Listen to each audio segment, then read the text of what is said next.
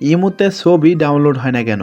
Imo এখন আপডেটের পর এই সমস্যাটি বেশি দেখা যাচ্ছে, ইমো থেকে ছবি ডাউনলোড হয় না। তো আপনাদের যদি ইমোতে ছবি ডাউনলোড হয় না, কেন ডাউনলোড হয় না আজকের এই ভিডিও থেকে জানতে পারবেন।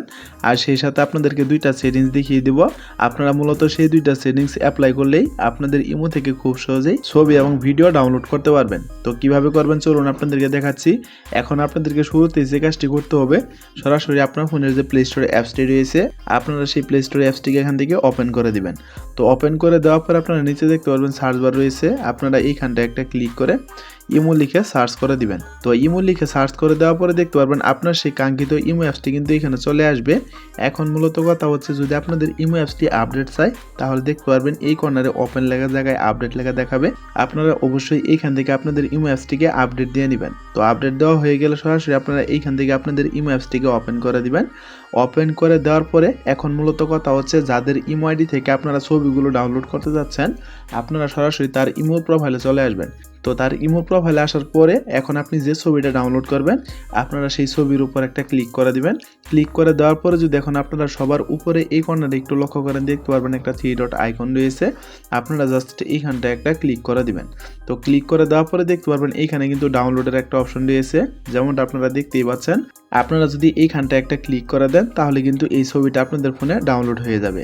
আর অনেকের ক্ষেত্রে কিন্তু এইখানে ডাউনলোডের অপশনটি নাও থাকতে পারে। তো যাদের ডাউনলোডের অপশনটি নেই তারা এইখান থেকে ব্যাক করে চলে আসবেন। ব্যাক করে চলে আসার পরে আপনারা সবার নিচে যদি এই কর্নারে একটু লক্ষ্য করেন, দেখতে পারবেন প্লাস আইকনের একটা চিহ্ন রয়েছে, আপনারা জাস্ট এইখানটা একটা ক্লিক করে দিবেন। তারপরে এইখান থেকে দেখতে পারবেন নিচে রয়েছে মোর, আপনারা এই অপশনটির উপর একটা ক্লিক করে দিবেন।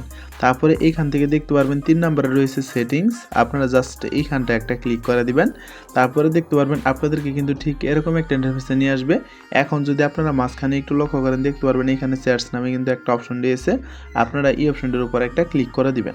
তো ক্লিক করে দেওয়ার পরে এইখান থেকে দেখতে পারবেন অটো সেভ আফটার রিসিভ নামে কিন্তু একটা অপশন রয়েছে, আপনারা এই অপশনটির উপর একটা ক্লিক করে দিবেন। এখন যদি আপনারা এইখানে একটু লক্ষ্য করেন, দেখতে পারবেন ফটোস এবং ভিডিওসের দুইটা অপশন রয়েছে, আপনারা অবশ্যই খেয়াল রাখবেন যাতে আপনাদের এই দুইটা অপশন এখান থেকে অন করা থাকে। যদি আপনাদের এই দুইটা অপশন এখান থেকে অফ করা থাকে তাহলে কিন্তু আপনারা কোনোভাবেই ইমো থেকে ফটো এবং ভিডিও ডাউনলোড করতে পারবেন না।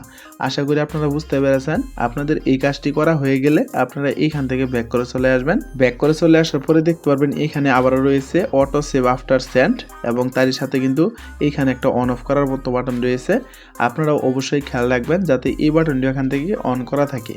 এখন কথা হচ্ছে, আমি আপনাদেরকে যে সেটিংসগুলো দেখালাম, আপনারা অবশ্যই এই সেটিংসগুলো আপনাদের ইমোতে অ্যাপ্লাই করবেন। আর সেই সাথে যাদের ইমো আইডি থেকে আপনি ছবিগুলো ডাউনলোড করতে পারছেন না, তাদেরকেও বলবেন তারা যেন ইমোর এই সেটিংসে এসে এই সেটিংসগুলো যাতে এখান থেকে করে নেয়। আপনি এবং আপনার ইমো ফ্রেন্ড সহ যদি আপনারা এই সেটিংসগুলো করেন, আশা করি আপনারা ইমো থেকে খুব সহজেই ছবি এবং ভিডিও ডাউনলোড করতে পারবেন। তো বন্ধুরা, মূলত এই ছিল আমাদের আজকের ভিডিওটা।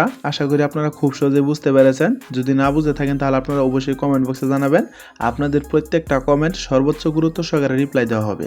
আর ভিডিওটি শেষ করার পূর্বে আপনাদেরকে অবশ্যই বলে রাখি, এইরকম ইন্টারেস্টিং ভিডিওগুলো কিন্তু আমাদের চ্যানেলে প্রতিদিন আপলোড হচ্ছে, তাই ভিডিওগুলো মিস করতে না চাইলে আপনারা অবশ্যই চ্যানেলটিকে সাবস্ক্রাইব করে অল নোটিফিকেশন করে রাখবেন।